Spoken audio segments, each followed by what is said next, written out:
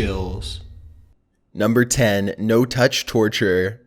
Guantanamo Bay is an American detention center in Cuba where prisoners of war are held from all around the world.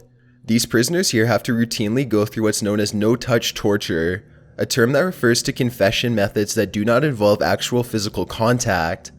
The end goal is to break down a person's mental state to the point where they can no longer withhold information. This often means driving them insane while doing so. Sleep deprivation is one of the most popular forms of no-touch torture that's used to soften up a target.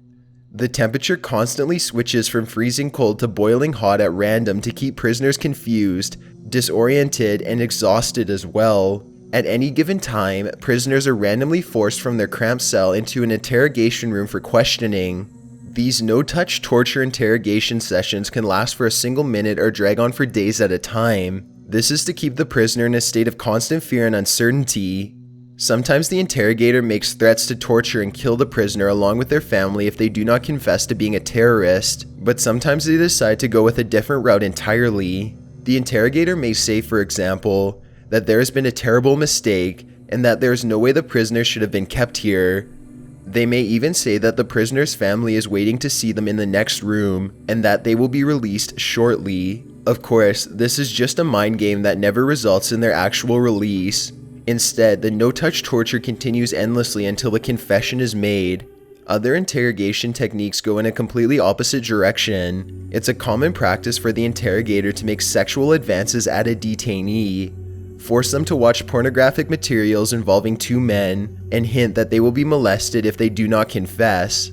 According to some accounts, inmates are forced to commit homosexual acts on each other to further break their spirit, as well as any sense of control they felt they had. Dehumanization in general plays a major role at Guantanamo Bay. Prisoners often have to wear headphones at all times.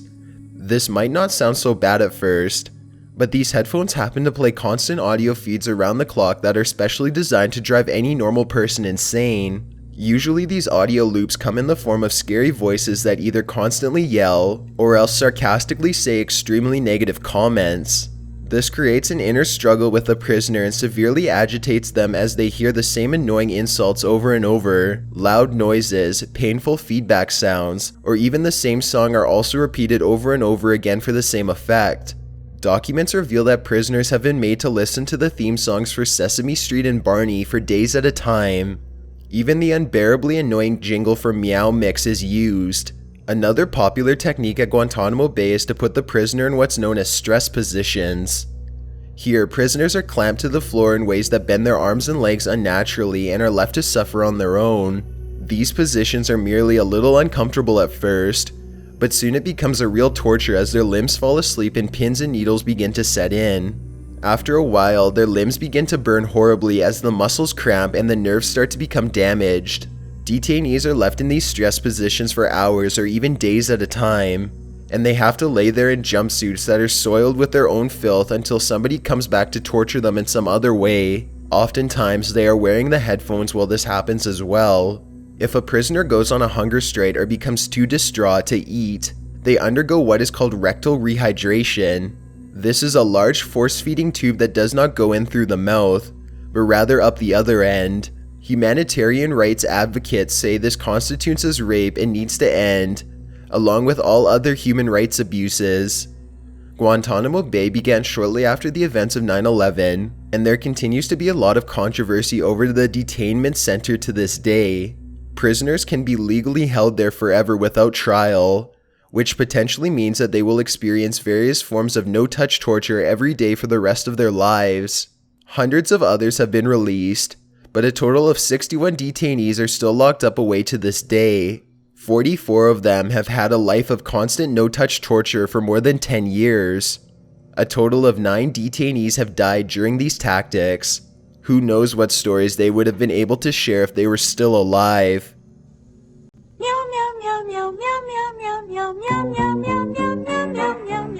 Number 9. Water interrogations. Many confession methods throughout the years have involved the use of water in the worst ways imaginable. In certain times throughout history, victims have been made to ingest an abundance of liquids through a funnel. Then they are forced to make a confession in order to make it all stop. otherwise their insides would have swollen up and burst. Usually this method is performed using water, but sometimes urine and other foul liquids are used in its place. Centuries ago, water interrogations were used in Europe to see if somebody was actually a witch or not.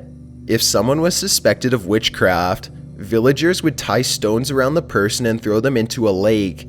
If they floated to the top, then it would mean that they were a witch in disguise. If they sank to the bottom, however, then it meant that they were innocent.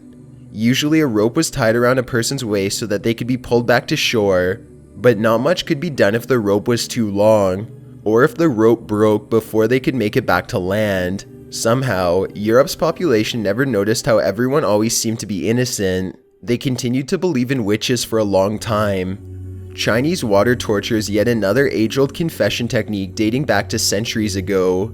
For this method, a single drop of water hits a person in the same place on their head non-stop. This is just a little irritating at first, but the sensation soon builds and builds until a person either confesses or goes insane. Each drop begins to feel heavier than the last until it becomes very painful. If it goes on for long enough, some say that it can drill a hole straight through the skin. Of course, waterboarding has become one of the most talked about methods of water-based interrogations in recent years. During a waterboarding procedure, a person is laid down at an angle with a cloth over their face. When water is poured over the cloth, their body spasms and it feels exactly like they are drowning. Number 8. Torture shoes.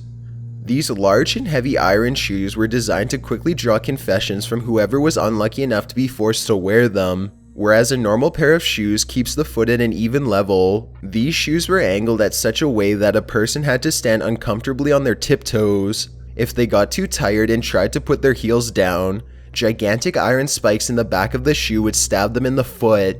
Other designs did not have any spikes in them, but that they were not flexible at all and also way too tight.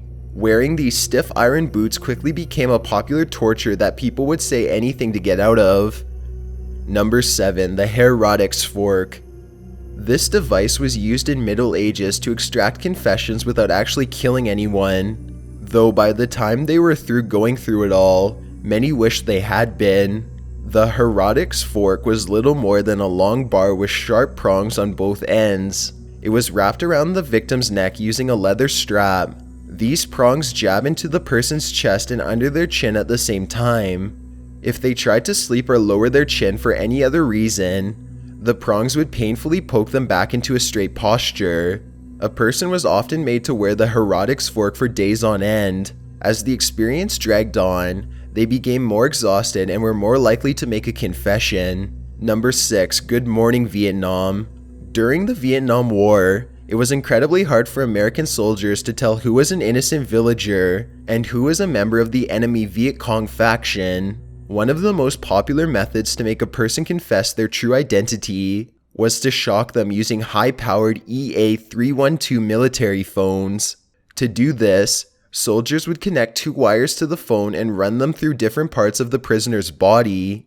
There's a crank on the side of the phone that soldiers would ordinarily use to make the phone ring. If it was hooked up to a person's body, however, it would just send a huge jolt of electricity straight through them instead. Extremely sensitive areas such as the tongue, nipples, and genitals were typically hooked up and fried. According to one soldier, it was not uncommon to deliver these shocks to another living person for up to 3 or 4 hours at a time. If the Vietnamese captive didn't confess by then, it meant that they were probably innocent. Soldiers jokingly referred to this type of torture as the Bell Telephone Hour, which was the name of a popular musical program in the 50s.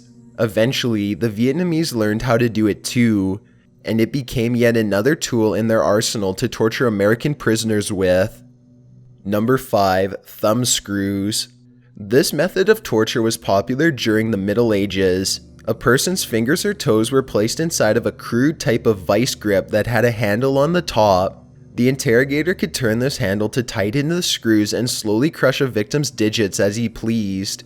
This could be done quickly or else quite slowly over the course of days, weeks, or even months until a confession was made. Eventually, a larger version was developed to pulverize the elbows, knees, and feet.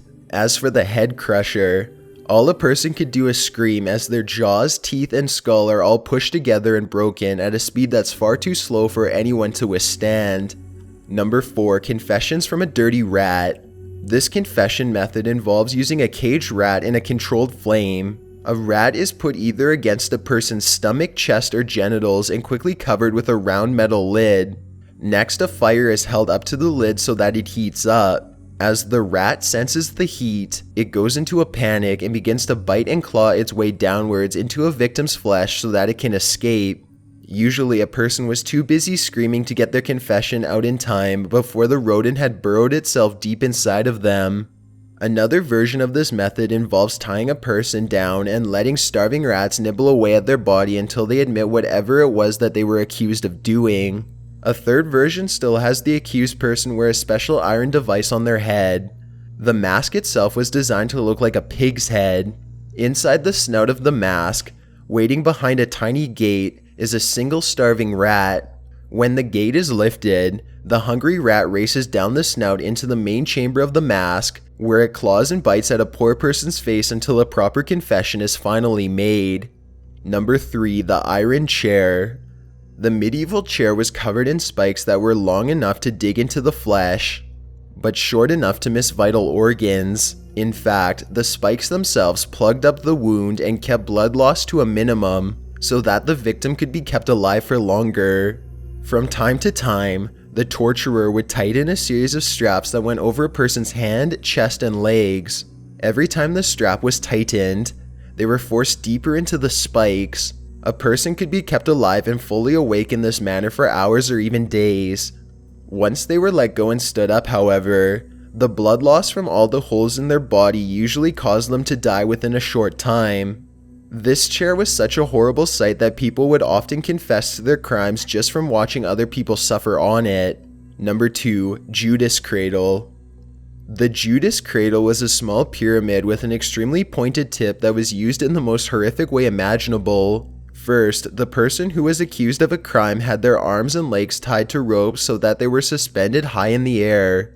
Next, they are slowly lowered onto the Judas cradle's point little by little. It was up to the torturer to choose if it was their genitals or anus that was destroyed by the pyramid. The pressure of the weight drives the Judas cradle deeper and deeper into their injury. A single interrogation could last for hours or even days in this way. Even though this technique forced a confession almost every time, hardly anyone who had to go through it survived for long afterwards. Number 1. The pear of anguish. This cruel device was used on women who were suspected of adultery or having an abortion, and also on anyone who was accused of bringing dishonor to their religion in general. At the bottom of the pear are 3 or 4 massive metal panels that are shaped like a spoon. Each of these panels opens outwards in a different direction, much like the petals of a flower. The pear was first inserted into the anus or genitals while it was still in a closed position. Then the torturer would turn a giant screw that was at the end of the pear so that the panels would begin to expand. The pain must have been unbearable as their soft tissue rips apart and their horrible injury widens. Much like the Judas cradle, thumbscrews, and the iron chair, it is left up to the confessor to decide exactly how long to make the torture last.